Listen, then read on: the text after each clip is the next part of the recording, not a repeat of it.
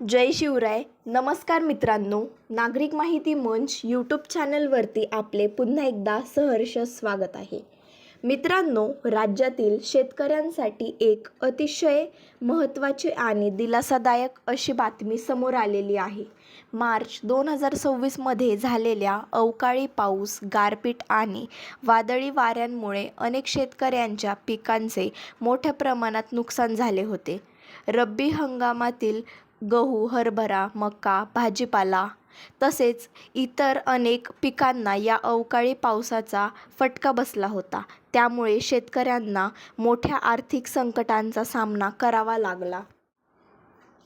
या नुकसानग्रस्त शेतकऱ्यांना मदत देण्यासाठी राज्य शासनाने यापूर्वीच मोठा निर्णय घेत सुमारे 164 कोटी रुपयांहून अधिक निधी मंजूर केला होता.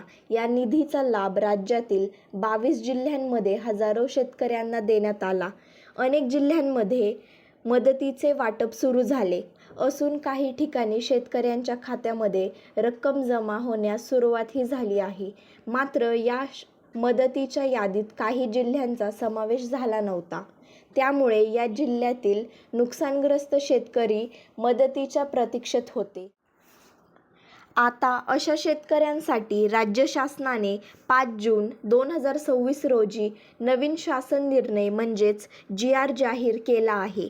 या जी.आर. अंतर्गत मार्च 2026 मधील अवकाळी पावसामुळे नुकसान झालेल्या परंतु मदत न मिळालेल्या शेतकऱ्यांना नुकसान भरपाईसाठी 16,71,59,000 रुपयांचा निधी मंजूर करण्यात आला आहे. या निर्णयामुळे हजारो शेतकरी कुटुंबांना आर्थिक दिलासा मिळणार आहे. या जी.आर.मध्ये छत्रपती संभाजीनगर, बीड आणि गडचिरोली या जिल्ह्यांचा समावेश करण्यात आला आहे.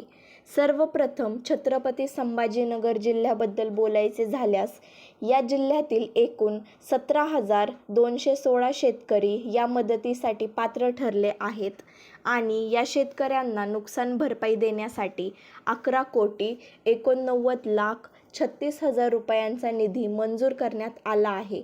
उपलब्ध माहितीनुसार इतर मंजूर रकमेसह या जिल्ह्यांसाठी एकूण सुमारे 12,30,60,000 रुपयांची मदत निश्चित करण्यात आली आहे. त्यानंतर बीड जिल्ह्याचा विचार केला तर या जिल्ह्यातील 569 नुकसानग्रस्त शेतकऱ्यांना या योजनेचा लाभ मिळणार आहे. तसेच गडचिरोली जिल्ह्यातील 3,873 शेतकऱ्यांना 4,09,36,000 रुपयांची नुकसान भरपाई मंजूर करण्यात आली आहे. या तिन्ही जिल्ह्यातील लाभार्थी शेतकऱ्यांची संख्या एकत्रितपणे 22,123 इतकी आहे. मित्रांनो, नुकसान भरपाई मंजूर करण्यापूर्वी संबंधित महसूल आणि कृषी विभागामार्फत नुकसानग्रस्त क्षेत्रांचे पंचनामे करण्यात आले होते. शेतकऱ्यांच्या नुकसानीची माहिती गोळा करून जिल्हा स्तरावर शासनाकडे प्रस्ताव पाठवण्यात आले होते. या प्रस्तावांच्या आधारे शासनाने ही मदत मंजूर केली आहे. त्यामुळे ज्या शेतकऱ्यांची नावे पंचनाम्यात समाविष्ट आहेत आणि जे पात्र ठरले आहेत त्यांनाच या मदतीचा लाभ मिळणार आहे. महत्त्वाची बाब म्हणजे ही मदत थेट लाभार्थी शेतकऱ्यांच्या बँक खात्यामध्ये जमा केली जाणार आहे. त्यामुळे शेतकऱ्यांनी आपले बँक खाते आधारशी जोडलेले आहे का, बँक खात्याची माहिती योग्य आहे का याची खात्री करून घ्यावी. कारण निधी वितरणाची प्रक्रिया सुरू झाल्यानंतर रक्कम थेट खात्यामध्ये जमा केली जाणार आहे. यापूर्वी मंजूर करण्यात आलेल्या 164 कोटी रुपयांच्या निधीचे वितरण अनेक भागांमध्ये सुरू आहे.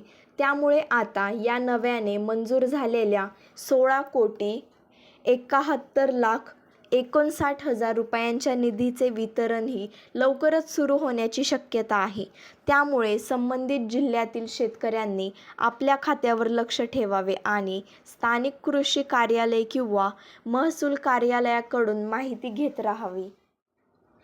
तर मित्रांनो, मार्च 2026मधील अवकाळी पावसामुळे नुकसान झालेल्या आणि आतापर्यंत मदतीपासून वंचित राहिलेल्या शेतकऱ्यांसाठी ही एक अत्यंत आनंददायी आणि दिलासादायक बातमी आहे.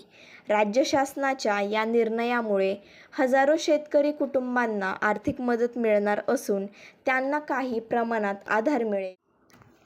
मित्रांनो, तुमच्या अजून देखील काही शंका असतील तर कमेंटमध्ये नक्कीच विचारा. व्हिडिओ आवडला असेल तर व्हिडिओला लाईक करा. तुमच्या मित्रांसोबत देखील हा व्हिडिओ शेअर करा आणि तुम्ही अजूनसुद्धा नागरिक माहिती मंच या यूट्यूब चॅनलला सबस्क्राईब केलं नसेल तर सबस्क्राईब करायला विसरू नका. भेटूया अशाच नवनवीन आणि महत्त्वपूर्ण माहितीसह. जय शिवराय. धन्यवाद.